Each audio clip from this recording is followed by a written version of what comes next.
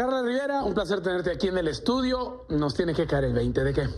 Esta semana vamos a platicar pues de los efectos que ha tenido la pandemia en la niñez, tanto aquí en México como en el mundo. Sí, es difícil, ¿no? Para los adultos entender qué es lo que está sucediendo, para los niños supongo que es mucho más difícil. Claro, y sobre todo que ha sido un sector que ha sido, pues digamos, de alguna manera olvidado o ignorado por las autoridades nacionales y mundiales, desafortunadamente.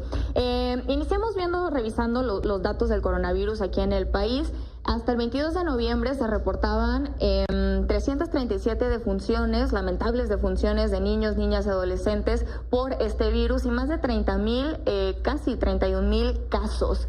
Esto pues definitivamente no son buenas noticias, pero hay peores. Sí, tampoco son cifras alarmantes si es que le comparamos estas 337 defunciones contra las defunciones totales, es decir, aunque son lamentables, son pocos en número porque no es tan letal para los niños. Sí, así es, pero pues hay muchos otros efectos que desafortunadamente pues está viviendo la infancia pues en el mundo, ¿no? Primero veamos algunos de los efectos del confinamiento. Así como para nosotros, bien mencionas, es difícil estar encerrados en una casa y tener una pequeña distracción a lo mejor de ir al supermercado, pues los niños en muchos lugares ni siquiera han tenido esta oportunidad. Y un estudio encontró que esto está teniendo repercusiones en la salud de los niños. Se hizo un estudio en el cual se analizó el comportamiento de niños de 0 a 5 años y se encontró que como consecuencia del confinamiento, estos niños presentaron pérdida de control de sus esfínteres, también redujeron su vocabulario, tuvieron una menor capacidad para socializar. Es un retroceso prácticamente, o sea, estarían como regresando a niveles de edad menores. Claro, y aparte obviamente está todo el tema de salud mental, estar expuestos constantemente a una pantalla, que pues ya se han hecho muchísimos estudios que también demuestran que no es lo mejor para el desarrollo de un niño, sobre todo en una edad pues pequeña, ¿no? Joven. Asimismo, pues tenemos el tema de la educación. En muchísimos lugares, prácticamente en todo el mundo, han tenido que cerrar los centros educativos para prevenir o como una medida de contención para no seguir expandiendo el virus. La UNICEF reporta que más de 500 millones de alumnos en el mundo han sido pues afectados por estas medidas y específicamente aquí en México la SEP reporta que perdió contacto con el 15% de los estudiantes de educación básica, que son 4,5 millones de estudiantes. O sea, ¿dónde están esos 4,5 millones? ¿Qué es lo que están haciendo? La SEP no tiene idea.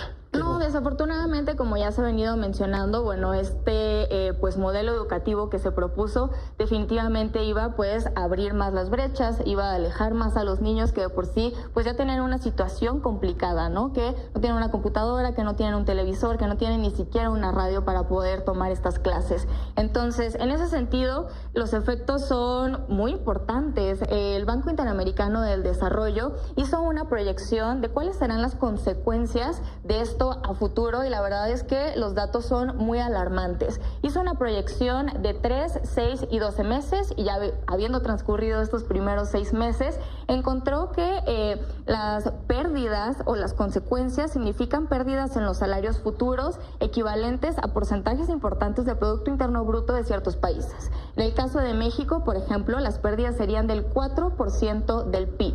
En el caso de Perú sería de 5.5% y en Jamaica, otro ejemplo, 3.5%. Esto pues nos dice claramente que la inversión tiene que estar en los niños, en las futuras generaciones. Y si no se les está preparando en este momento y al contrario se les está perdiendo el rastro, no sabemos qué está sucediendo con ellos, no están siendo educados, pues evidentemente esto va a impactar en las futuras generaciones en estos números. Ya lo dice, son las otras víctimas de la pandemia que a pesar que del aspecto de salud no les pega tanto, sí les pega en estos aspectos, lo emocional, lo educativo y ya lo vemos también lo económico.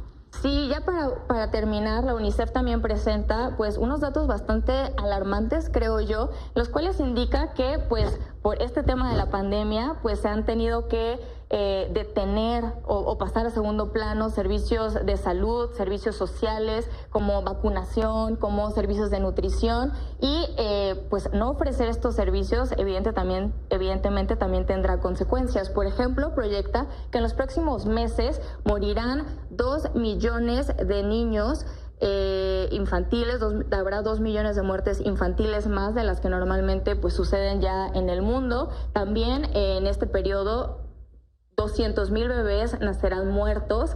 Por el tema de la nutrición, se estima que 6 millones de infantes sufrirán desnutrición aguda.